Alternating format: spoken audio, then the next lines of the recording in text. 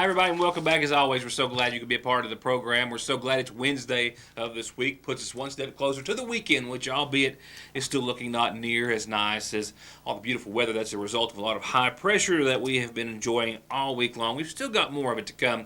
Tomorrow is the last day of it officially.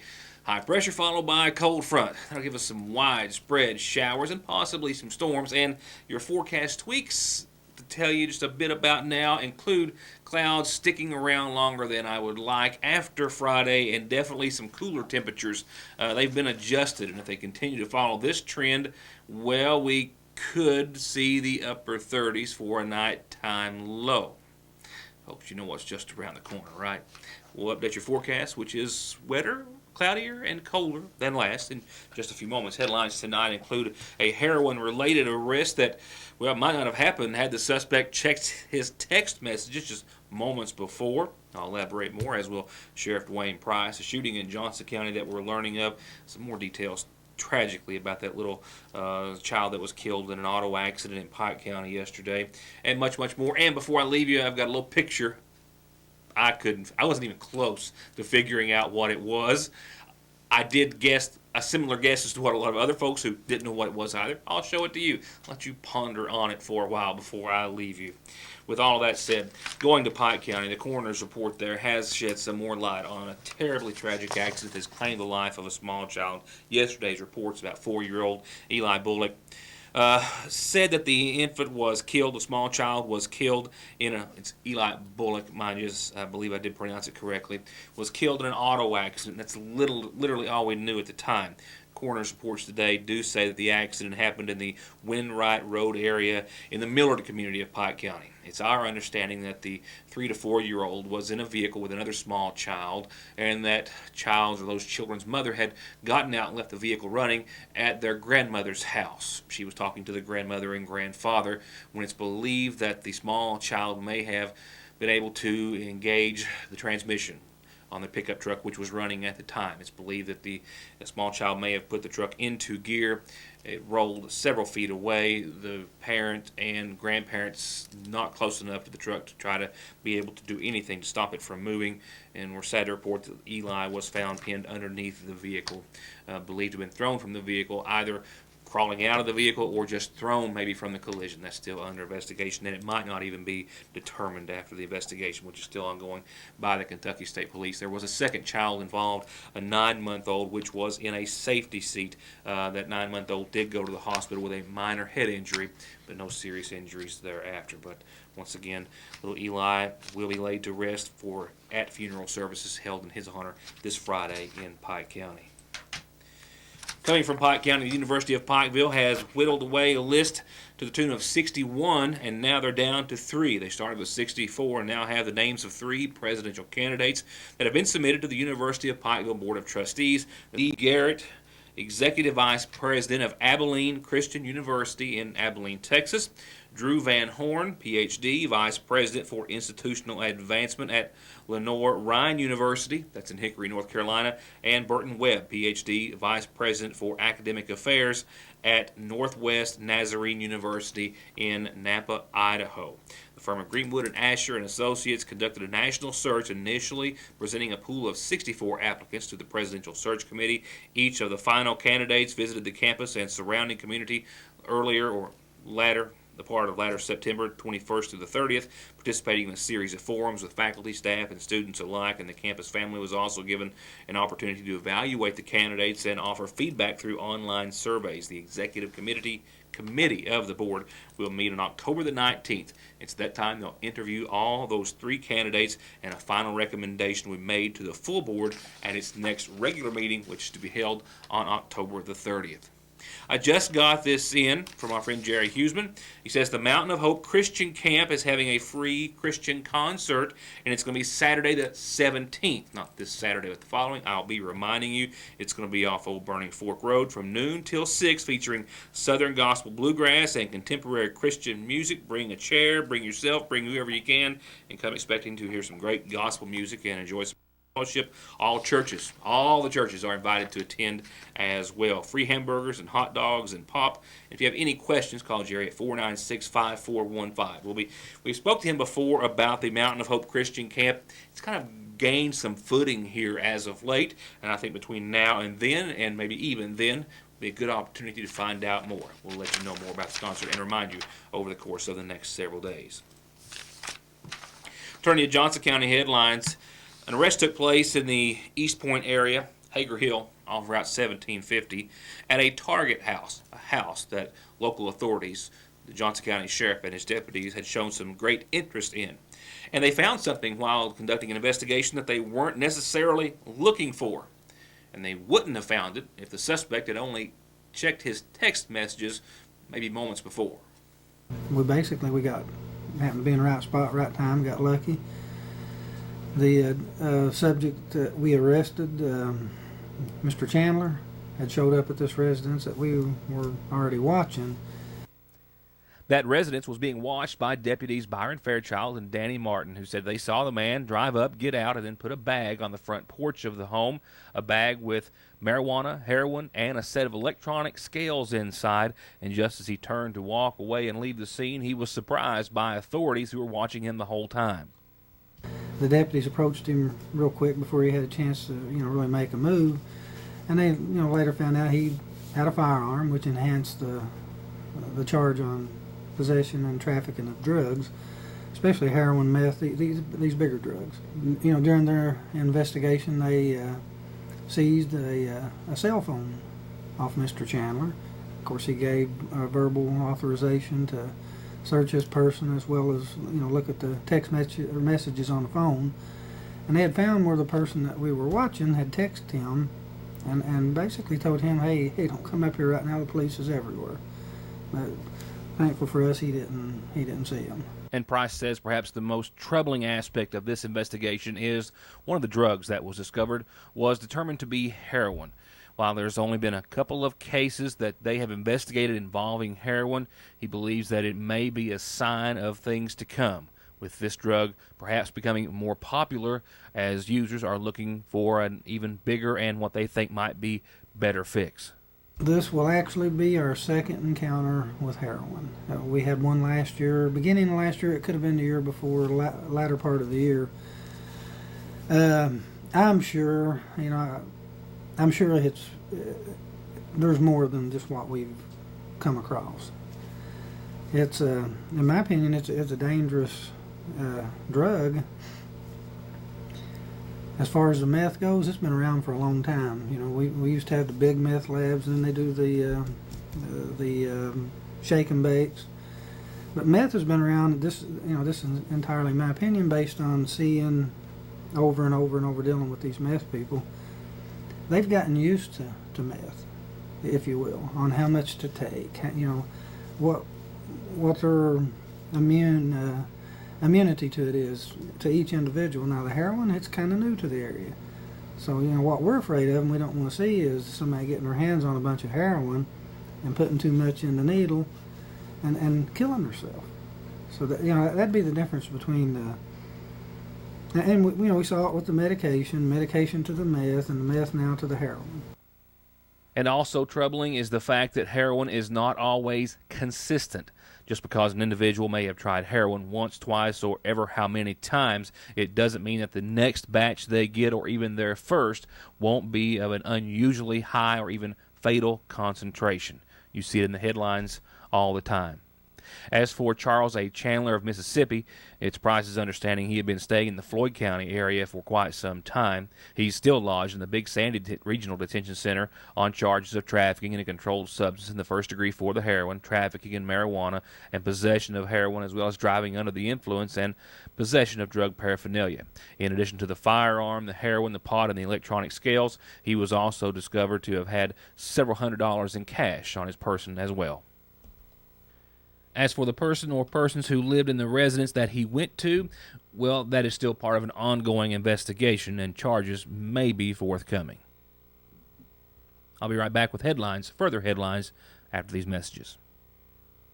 To get high-speed internet on their state-of-the-art fiber optic network for all of your home and business solutions, or to watch TV without a contract on over 200 digital channels with superb quality, or stay connected with family and friends with 24/7 telephone service you can always depend on, contact Foothills Broadband today. Or just click on their link to the right to find out how they're working to provide the latest in communications at affordable prices with exceptional service at Foothills Broadband.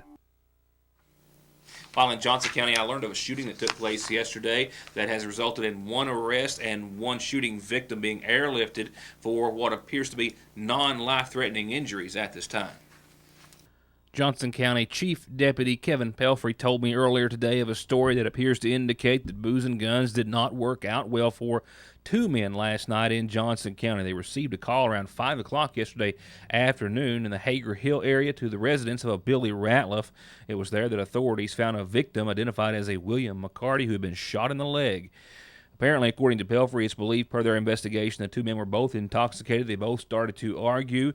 McCarty became angry, maybe wanted to fight, and then Mr. Ratliff fired a weapon into his leg when the altercation began, or maybe before it could. Nevertheless, we know that Mr. McCarty was taken to the Pikeville Medical Center by Air Med helicopter.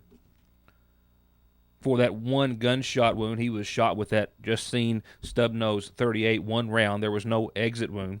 Meanwhile, the homeowner, Billy Ratliff, was lodged in the Big Sandy Regional Detention Center, where he was charged with one count of second-degree assault. He's also being held, according to the Sheriff's Department in Johnson County, on a $10,000 cash bond at this time.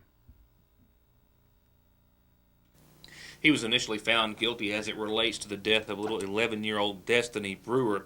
He later was granted a new trial and since, as I reported to you last, entered guilty pleas to those charges before that new trial would take place. Now Brandon Sluss has officially been sentenced. As per that plea agreement which staved off the second trial, he was to serve 20 years. That was two 10-year terms to be served consecutively to amended charges of second-degree manslaughter instead of a murder charge and first-degree assault. The 31-year-old man from Martin County initially was convicted in the traffic death of 11-year-old Destiny Brewer. He'd been out of jail about a month after serving a year's time behind bars when the fatal auto accident happened. The accident happened involving his pickup truck, which collided with the grandmother of Destiny Brewer. Also inside that vehicle was at least one other small child, all of which received injuries, Destiny's fatal. Authorities estimate that, given the fact that he has spent almost 5 years in prison to date, that he will have to serve at least another 5 to 10 before being eligible for parole. That picture of what in the world is it coming up in a few moments. Right now, let's find out what's happening on our McGoffin Farm Bureau community calendar. Birthday wishes started off tonight. Don't know if you know it or not, but we like announcing birthdays around here. And to a Samuel Melvin Hilton, happy birthday, love mommy, daddy, mama, papa, mammy, family, and friends. And a happy 13th birthday to Stephanie Hilton, love dad, mama, and papa, and a whole lot of family and friends. Happy birthday. Happy 1st to Samuel Melvin Hilton. Happy 13th, Stephanie. A reminder that the Kearney Free Will Baptist Youth Group is having a soup bean dinner this Friday. They'll be delivering to downtown Sagersville. If you want to order, you want them delivered, try to get your order in first thing tomorrow. They'd like to have it by this afternoon. They'll probably still take it, 349-6249. And you can, of course, get the meal the day of. They just wanted as much heads up as possible. And that's $5.50 for the whole meal. And they will deliver. You can call the day of. Ahead of time is always a good idea. The McGoffin County High School Key Club is putting their haunted house together. It's this Saturday and Sunday from 7:30 to 11:30, and this is for kids.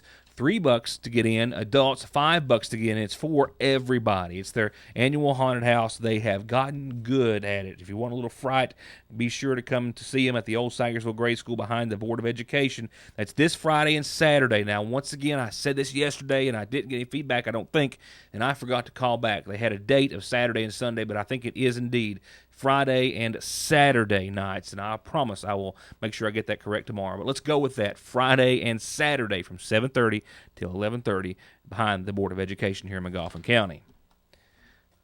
I forget things. Don't know if you've noticed that or not. A couple of other reminders real quickly include include the Harvest Festival at the Lakefront Church of God. It is this Saturday, 10 till 6, with food, crafts, games, prizes, bounce houses, an auction, a silent auction, live music. They'll make and sell sorghum on site, 10 till 6.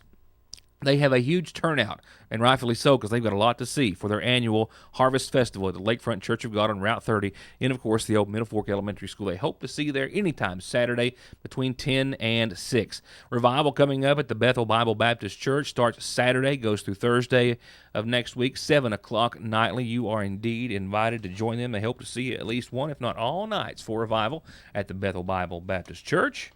And I think I've got a couple announcements I definitely have to get on tomorrow. And that leaves me just, I think, one more for this evening, and that is Christmas in November at the Lloyd M. Hall Community Center in Sagersville. It's not until the 30th and 31st, but if you want to set up and be a vendor inside, you need to call them by the 23rd and get your name on the list. Call 349-4409 or 349-2213. And please call me for calendar, birthday, and other announcements, and we'll be sure to tell everyone about them. Turning to funeral service announcements provided by the Magoffin County Funeral Home, we have a listing for 73-year-old James Douglas Kreider of Staffordsville, who passed away on Monday, survived by his wife, Judith Conley Kreider. Also surviving are 4 daughters and 1 son. Visitation is going to be at the Staffordsville Free Will Baptist Church tomorrow after 3, all day Friday, and then prior to services, which have been set for Saturday at 1. The Preston Funeral Home is in charge of arrangements.